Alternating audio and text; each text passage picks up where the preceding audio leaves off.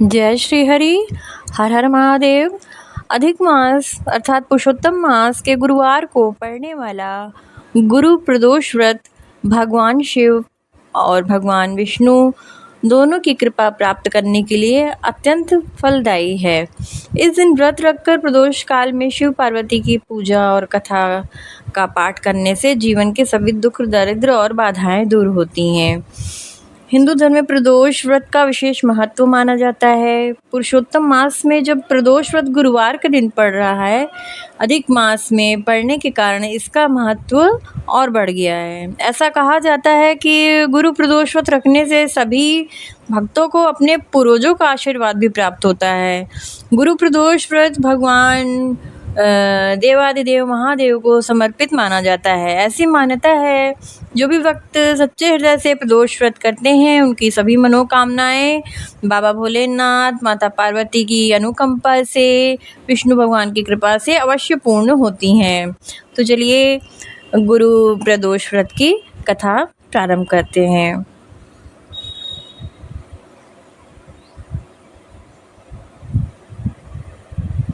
पौराणिक कथा के अनुसार एक बार देवताओं और असुरों के बीच भयंकर युद्ध प्रारंभ हुआ।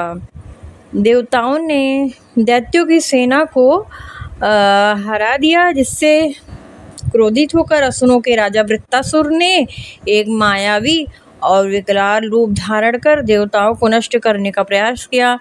अपनी जान बचाने के लिए सभी देवता गुरु बृहस्पति की शरण में गए। वृत्तासुर ने विकराल रूप धारण कर लिया था। फिर सभी देवता भयभीत हो गए। सभी देवता देव गुरु बृहस्पति जी के पास पहुँचे। बृहस्पति महाराज बोले, पहले मैं तुम्हें वृत्तासुर का वास्तविक परिचय बताता हूँ, तो तुम ध्यान पूर्वक सुनो। वृत्तासुर बड़ा तपस्वी व कर्मनिष्ठ है। उसने घोर तपस्या कर शिव जी को प्रसन्न किया है। पूर्व समय में वह चित्ररथ नाम का राजा था।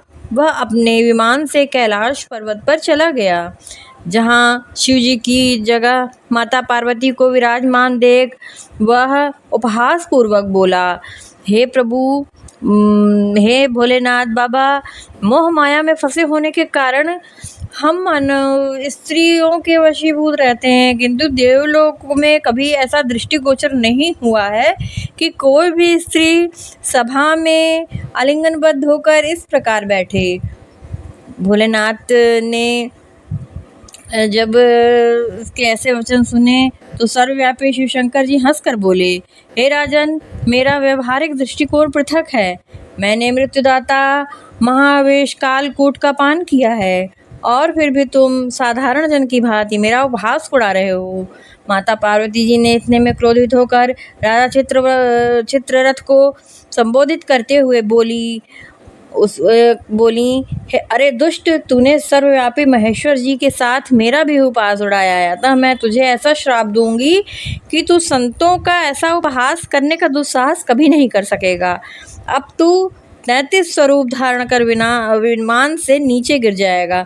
माता पार्वती जगत जननी जगदम्बा के भवानी के श्राप से चित्ररथ जब राक्षस योनि को प्राप्त हो गया और दृष्टा नामक ऋषि के श्रेष्ठ तपोबल से उत्पन्न होकर वृत्तासुर बन गया। गुरु बृहस्पति ने बोला, वृत्तासुर बाल काल से ही शिव भक्त रहा है, अतः हे इंद्र, तुम प्रदोष व्रत करके भगवान शिव शंकर जी का पूजन करो। भगवान भोलेनाथ के गुरु प्रदोष व्रत का तुम को धारण करो और अपने साथ सभी देवताओं से कहो वो भी गुरु प्रदोष व्रत को करे, जिससे महर्षि दधीची की हड्डियों से बने हुए अस्त्र ही वृत्तासुर मारा जा सकेगा।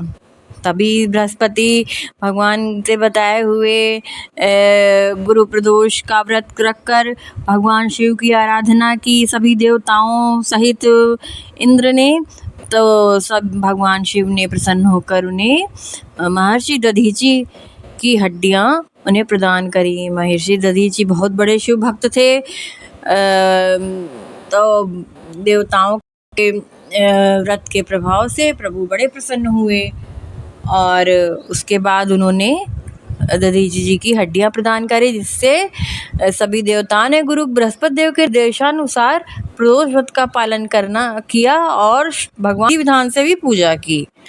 और जब उन्हें की हड्डी प्राप्त हुई तो उसने एक वज्र बनाया और उस वज्र से वृत्तासुर का वध संभव हो सका और देवताओं की विजय हुई।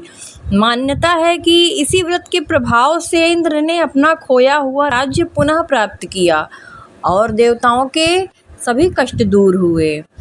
तो गुरु प्रदोष की पूजा विधि के लिए जो है प्रातः काल ब्रह्म मुहूर्त में उठना चाहिए। उठकर भगवान समक्ष का संकल्प लेना चाहिए और संकल्प लेने के पश्चात जो है प्रदोष काल में भी उनकी पूजन अवश्य करनी चाहिए। शिव पूजन में भगवान शिव का गंगा जल से अभिषेक करना चाहिए। अब अधिक मास चल रहा है तो इसमें आम्र रस से जो है और कल जो है ये पड़ रहा है गुरु प्रदोष व्रत, तो इसमें बाबा भोलेनाथ का आम्र रस से अवश्य अभिषेक हो सके तो करें और अपनी सामर्थ्य अनुसार गंगा जल, पंचामृत, धूप, दीप, नैवेद्य, बेलपत्र, अक्षत, धतूरा, मिठाई जो अपने सामर्थ्य अनुसार हो सके उससे बाबा भोलेनाथ का पूजन करें।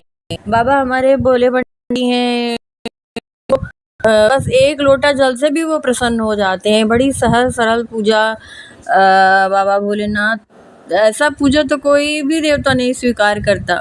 ये बेल पत्र, धतूरा ये तो कहीं भी मिल जाते हैं, अकोड़ा हैं, कहीं जंगल में भी व्यक्ति हो तो वो भी भगवान बाबा भोलेनाथ की पूजा कर उन्हें प्रसन्न करता है।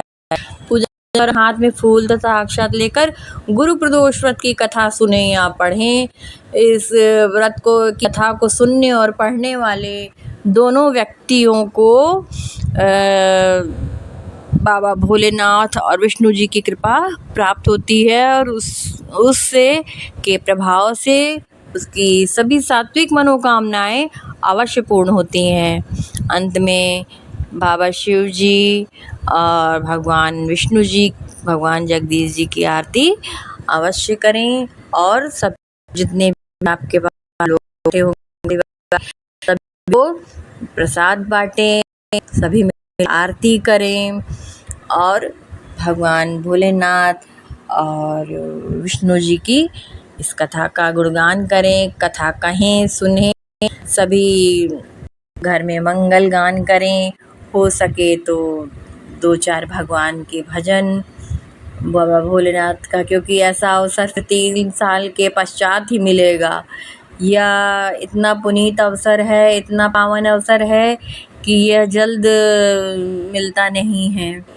और गुरु प्रदोष व्रत तो बहुत कम ही मिलता है कि जो गुरुवार को पड़े। जय श्री हरि।